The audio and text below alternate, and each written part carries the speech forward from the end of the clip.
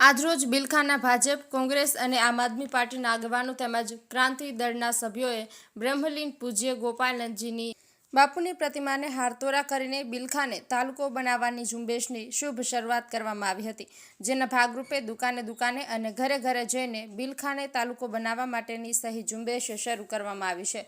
બાદમાં આસપાસના ગામોમાં તમામ પક્ષના આગેવાનો જોઈને લોકોને આ અભિયાનમાં જોડાવા માટે અપીલ કરશે।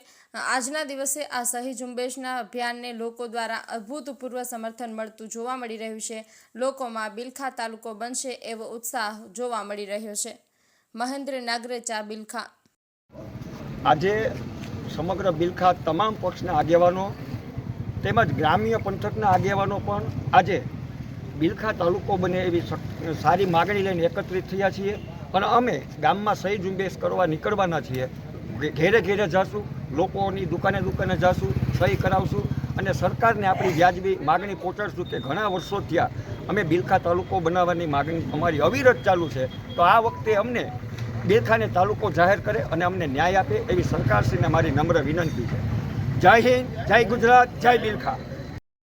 આજે તારીખ 27 સપ્ટેમ્બરના રોજ બિલખા અને આસપાસના ગામડાના આગેવાનો, સર્વપક્ષીય આગેવાનો સર્વસંમતિથી બિલખા તાલુકો જાહેર થાય એ માટે સહી ઝુંબેશ શરૂ કરે છે અને એકત્રિત થઈ અને આ કાર્યનો આરંભ કરે છે।